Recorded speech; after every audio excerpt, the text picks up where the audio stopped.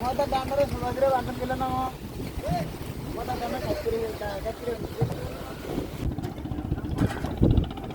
যে মাছ ধরার ট্রলার, এগুলা মেঘনা নদী হয়ে সাগরে মাছ ধরতে যায়। কেমন যায় এদের এই জীবন? মোটামুটি পুরো জীবনটাই এদের যায় হচ্ছে নদীর ভিতরে। কেমন লাগে, কিভাবে থাকে, কিভাবে খায়, আমরা এদের সাথে একটু কথা বলে জানার চেষ্টা করব।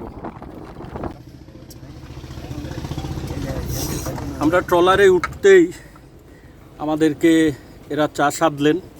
দেখি ট্রলারের চা কেমন লাগে, একটু খেয়ে দেখি।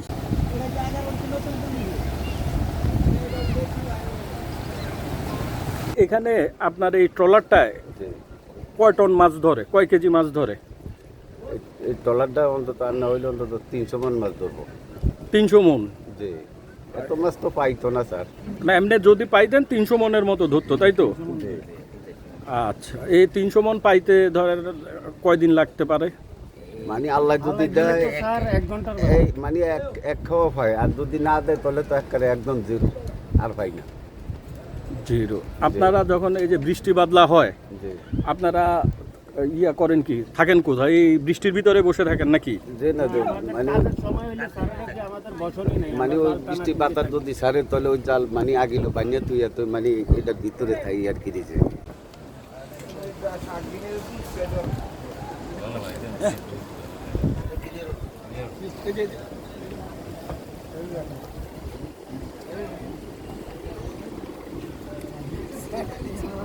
আবহাওয়া খারাপ, বসে আছেন? বসে আছি এটার মধ্যে, আর পরে আসি আবার দুদিন মালিকে আনি বাদ দুগা খাওয়াই, আবার পাঠাই দেয়। মালিকও দিতারে না, মালিকে কতদিন দিব? স্যার একবার 5 লক্ষ টাকার বাজার করিয়া দিয়েছে মালিকে, ধার কর্জ করিয়া। এখন আবার 5 লাখ টাকা বাজার করি। 2 লক্ষ টাকার সম্পদ আনতে পারিনি স্যার। কয়দিনে? 12 দিন ফিশিং করছি। কত গেছিল খরচ? 5.5 লক্ষ টাকার বাজার করিয়া গেছি। শুধু বাজারই? শুধু বাজার। তেল সহ না তেল ছাড়া? তেল ছাড়া, তেল সহকারে। 5 বস্তা চাউল নিছি, তারপরে মুদি বাজার নিছি, তারপরে শাক সবজি এগুলা নিয়ে গেছি সাগরে। তারপরে স্যার 1,80,000 টাকা পেশা হয়েছে 12 দিনে। 12 দিনে স্যার। 23 জন মানুষ। 23 জন। এর সাথে তো তেল খরচও আছে। তেল খরচ তো আছে স্যার, তেল খরচ তো বড় খরচ স্যার। এখানে বসে আছেন আজকে কয়দিন? তেল নিয়ে গেছি স্যার। হ্যাঁ, 1 মাস 3 দিন। এ বসা যে এই 1 মাস 3 দিনের ভিতরে মানে কালকে আইছি। 1 মাস 3 দিন বসা এখানেই, এই ঘাটেই। বেরোইতে পারতেছেন না? বেরোইতে পারতেছেন। এই তো এখন বরফ লইছি, এখন এই আবহাওয়ার অবস্থা দেখেন নি স্যার। এই বাতাসের উপরে তো যদি বাতাস যদি এরকম থাকে তাহলে বরফের টাকা তো মাইর। একে তো মাছ পাওয়া যাচ্ছে না নদীতে, দ্বিতীয় হচ্ছে এই আবহাওয়ার জন্যে এরা দিনের পর দিন সাগরেও যেতে পারে না। তো স্বাভাবিকভাবে এরা যখন যায়, অনেক দিন বসে থাকার পর হয়তো এই যে শুনলাম 1 মাস 3 দিন বসে আছে, তখন স্বাভাবিকভাবে ফেরার সময় পুরা মাছ পায় না, মাছের দাম একটু বেড়ে যায়। এখানে আসলে কারো কিছুই করার থাকে না। স্যার আগে কম বেশি পাওয়া গিয়েছে, ওয়েদার ভালো থাকলে স্যারের কই আমরা তো চেষ্টা করতাম। ট্রলিং জাহাজ বন্ধ করে দিলে সাগরে কিছু মাছ হবে, ছোট ছোট জায়গারা মাছ পাবে। ট্রলিং জাহাজে সম্পূর্ণ মাছ মারিয়া না, এখন ধরেন এটা শুধু ট্রলিং জাহাজ না, সব মিলে সাগরে মাছ নাই কেন, কি মনে হয়? আপনি তো অনেক বছর ধরে জেলের কাজ করেন, মানে ট্রলারে কত বছর ধরে ট্রলারে কাজ করেন? স্যার এখন 45 হবে।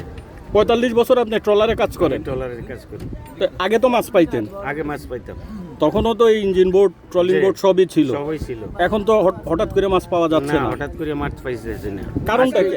কারণটা মানে যে ট্রলিং জাহাজগুলা মানে যে আগে এত বাড়তি ছিল না। এখন এই যে বাচ্চা মাছগুলো হয়, এই বাচ্চা মাছগুলো উপরের থেকে দেখা যায় বাচ্চাটা ফুটিয়ে দিলে মিষ্টি পানিতে, লবণ পানিতে চলে যায়, ওইখান থেকে মানে যে সব ট্রলিংয়ে খাওয়া দিয়ে মানে যে বাচ্চাগুলি সব মারিয়ে লায়। আমরা দেখেন কত কষ্ট করে পুরা মরিচ দিই, ডাল দিই, শাক দিই, ভাত খাই। কি দিয়ে খাইলেন একটু জোরে বলেন? ডাল, শাক, পুরা মরিচ, তালা মরিচ, আর লাল মরিচ, ডালি। মানে আমাদের আর কোনো উপায় বুদ্ধি নেই, অনেক কষ্টতে আছি। আজ দীর্ঘ 2 মাস অভিযান শেষ, এখন আমরা কিছু পাইতেছি না। সাগরে মাছ পাচ্ছেন না? জি না, সাগরে যাইতেই পারি না।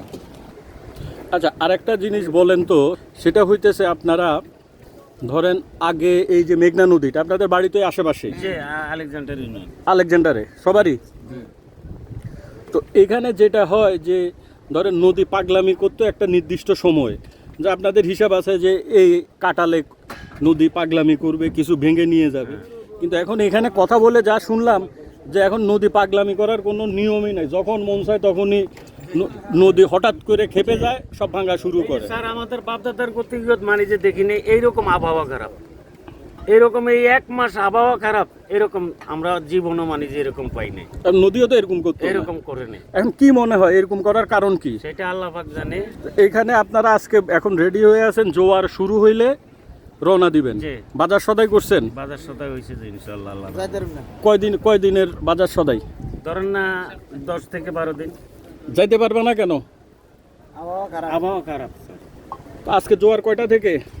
আজকে জোয়ার ধরেন 11:30টার দিকে কি এখন তো 12টা বাজে। 12টা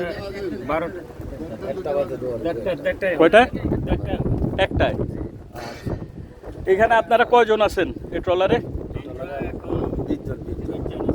20 জন। কে কি কাজ করেন? আচ্ছা, রান্না বাড়া? ও রান্না বাড়ার আলাদা লোক আছে? কয়জন আপনারা? এই আজকে কি রাঁধছেন? মরিচ। আপনারা যে এই যে 10 দিন 12 দিনের জন্য যান, পুরো বললেন, হ্যাঁ, এই যে 10 দিন 12 দিনের জন্য যান, কি কি খাবার নিয়ে যান? আমরা সবজি নেই, ডাল নেই, আবার ওই গোলালু নেই, বেগুন নেই, করলা ভাজি নেই, নেই, তারপরে আর কি নেই, পটল নেই, এগুলা নেই। আর কি মিষ্টি কুমড়া। মাছ মাংস নেন না? না, কারণটা কি? মাছ মাংস খাবার তো আমরা মাছ মাংস স্যার আমরা জাল মারলে তো জাল মারলে তো আমাদের বিভিন্ন জায়গায় মাছ হয়, আমাদের কানা সমস্যা নাই। মাছ দূর থেকে হয় আমরা এগুলা মানে জাল মেরে যে ওইখান থেকে কিছু মাছ নিজেদের খাওয়ার জন্য কখনো, আর মাংস নেন না? এই মাছ রান্না করেন কিসে? রান্না করি পাতিলে। কোথায় কোথায় এটা?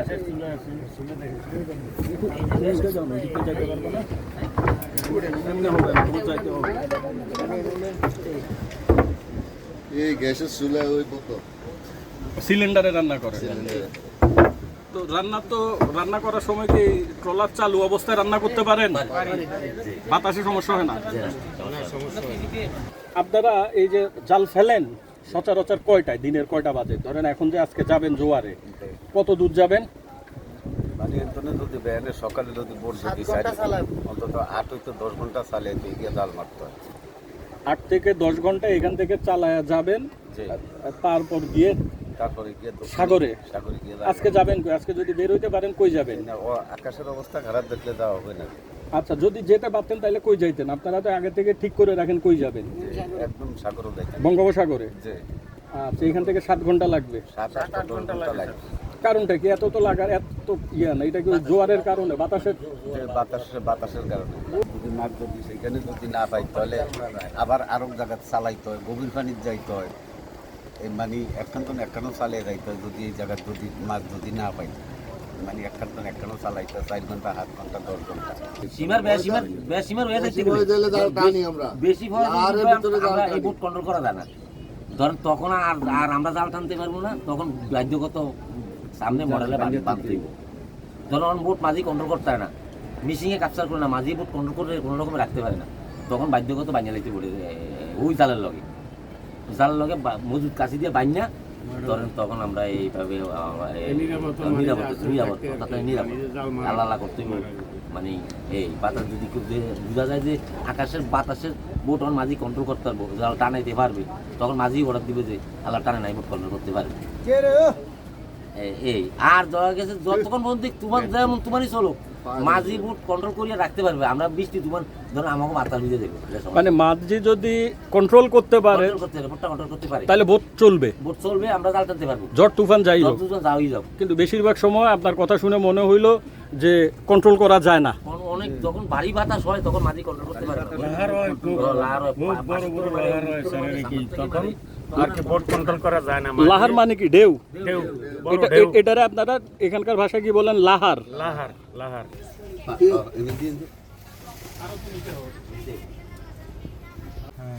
এই কারাতেন এই ভাষাতেন এই ভাষা আনে, এই ভাষাতেন এই ভাষা আনে। আপনারা এখানে কয়জন ঘুমাইতে পারেন একসাথে? আমরা এখানে 22-23 জন ঘুমাইতে পারি। 22-23 জন একসাথে? হ্যাঁ। ঝড়ের সময় যখন ওই নৌকা কাঁপে তখন সমস্যা হয় না? কোনো সমস্যা নাই, আল্লাহর ভাবে হুতি তাই। আমাদের ঘুমটা হইলো ফাঁকির ডালের নেন, গাছের ডালও যখন ফাঁকি পেয়ে যেভাবে ঘুমায় ঠিক এরকম সতর্কভাবে ঘুম যাইতে আমরা যতই ঘুম মারি দেখা গেছে আমরা ঘুম যাইতে হলে মানে একটা বৃষ্টি উঠা পড়লো আমরা বলতে পারি মানে কেননা স্যার বড় বড় জাহাজগুলো সাগরে চলাফেরা করে, মানে যে কি জাহাজে আইয়া কি আমাদেরকে মেরে দেয় নাকি মানে যে কি আমাদের জাল কেটে দেয়, তা মানে যে আমরা কি এই বাজে সতর্ক থাকতে হয়। এগুলা কি এই যে উপরে এগুলা জালের মাথার ভয়, এগুলি মাথার বাতি আছে, মানে এই বাতিগুলো দেওয়া হলো রাত্রের বেলা। আমাকে জালের মাথাটা কোন জায়গায়, অর্থাৎ জালের শেষ মাথাটা কোন জায়গায়, লাস্ট মাথাটা কোন জায়গায়, এতে মনে করেন এই বয়ার মাথায় মনে করেন আছে বাতি 4-5টা। এইটা বলে বয়া, অর্থাৎ এইটার মাথায় 5টা বাতি আছে, এইটার লগে আরেকটা আছে, এটার লগে 3টা, 8টা বাতি আছে জালের মাথায় এই এক জায়গায় বান্ধা। এটা রশি লগে থাকবো 8টা বাতি। ওটা দিয়ে বুঝে নেন যে রাতের বেলা আমার জালটা ওই লাস্ট সীমানা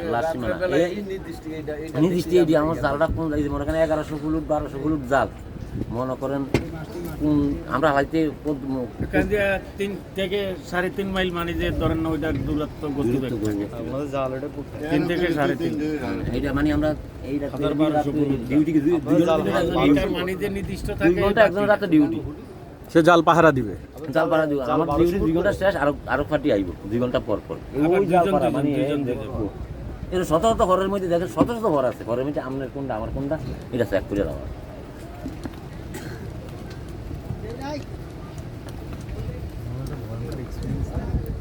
এই যে যায়া বিপদে পড়ছিলেন, অনেক বিপদে, যে বহুত জায়গা বহুত বিপদ সাগর একটু বলেন তো একটা কাহিনী কোন, একটু জোরে বললেন।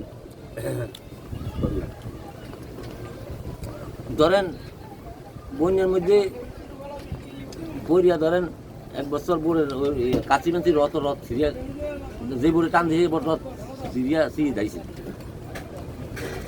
তখন আমাকে মনে করেন আরো বোরে আশ্রয় দিছে উড়াইছে। সাগরে মনে হয় 3-4 ঘন্টা বাড়ছি আমরা। ও নৌকা থেকে পড়ে গেছিলেন? না, নৌকা ডুবে গেছে। আপনাদের ট্রলার ডুবে গেছিল? তো পরে ওই ট্রলার উঠাইতে পারছেন? না, উঠাইতে পারি না, মালিকের লস। আপনারা সবাই সাগরে ভাসছেন? সাগরে বাড়ছি 2-3 ঘন্টা পরে আগলা ট্রলারে 2-3 ডুবছিল কেমনে? ডুবছিল লাহারে উল্টে হালে দিছে। ও ঢেউয়ে উল্টা ফেলে দিছে। আর নাইলে দুজন এরকম আপনাদের বন্ধু বান্ধব কেউ নিখোঁজ হয়েছে? আর লাশও পান নাই? লাশ বলে আর কোথায় পাবো স্যার? লাশ সাগরে পড়লে চিন্তা করেন, এখান থেকে মানে যে 3 দিনের পথ, 2 দিনের পথে মানে যে যদি সাগরে মহাসাগরে আল্টারনেটিভ মহাসাগরে যদি মানে যে আমাকে বঙ্গোপসাগরে যদি মানে যে মাছ ধরার নৌকার যদি অ্যাক্সিডেন্ট হয় তাহলে ওই লোকের কি আর নিশ্চয়তা আসেনি, কোনো বাস্তব্য নাই। অ্যাক্সিডেন্টে কোনো আর বাঁচার কোনো ইয়ে নেই। আপনাদের ওই রুমটা কি রাখেন?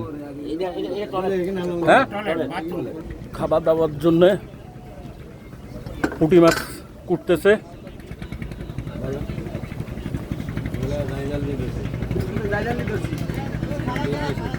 এগুলা জাল দিয়ে ধরছেন এখান থেকে? এটার ভিতরে কি? চিনি। এটা চা পাতি স্যার, চা পাতা। এইটা রসুনের পট, রসুন। এটা আর মরিচের গুঁড়া, মরিচের গুঁড়া। এটা হইলো হলদের গুঁড়া।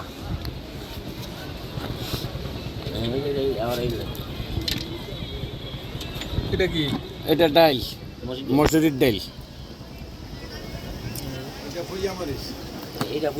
আর এটা হইলো এই পুরিয়া মরিচের বান্ট, একবার এক সিরিয়ালে সুন্দর করে সাজানো, দেখে মনে হইতে পারে যে এটা সুসজ্জিত একটা রান্নাঘর। রুমটা মানে যে একটু ভিন্ন দিয়েছি, ধরেন না বুড়া মানুষ সারাদিন রান্না বান্না করে কাজে কর্মে একটু ব্যস্ত থাকে, তো এই মানে যে ওনার রুমটারে মানে যে ভিন্ন বাবুর্চির।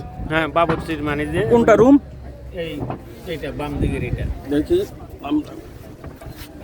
আরে এ তো একবারে পিচ্চি রুম, একজন তো এখানে ঠিক মতো বসতেও পারে না।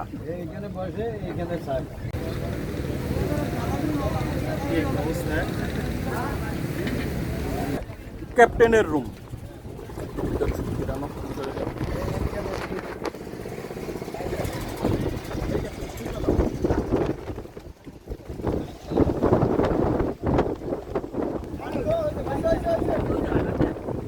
বৃষ্টি আসছে, এর ভিতরে তাদের জালও ঠিক করতে হবে, জোয়ারও প্রায় চলে আসছে।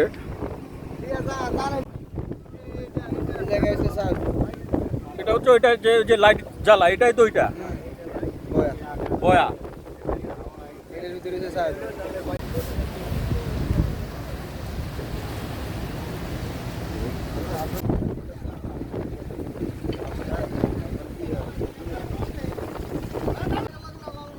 এই জালটার ভিতরে একটু ছেঁড়া আছে, তাই এরা এটা এখন ঠিক করবে। এইটা হচ্ছে এই কোম্পানির অর্থাৎ এই ট্রলারের নিশান বা চিহ্ন, পতাকা, আপনারা যাই বলেন। এরকম প্রত্যেকটা মাছ ধরার ট্রলারেরই আলাদা আলাদা নিশান থাকে। লাইট জ্বালানো, লাইট লাগানো, এগুলা সন্ধ্যা হইলে জ্বালিয়ে দেওয়া হয় যেন দূর থেকে অন্যান্য বোট বা জাহাজ আসলে দেখা যায়। যেহেতু এটা সাগরে চলে, তো এটার নিরাপত্তা অন্যান্য ট্রলারের চেয়ে একটু বেশি।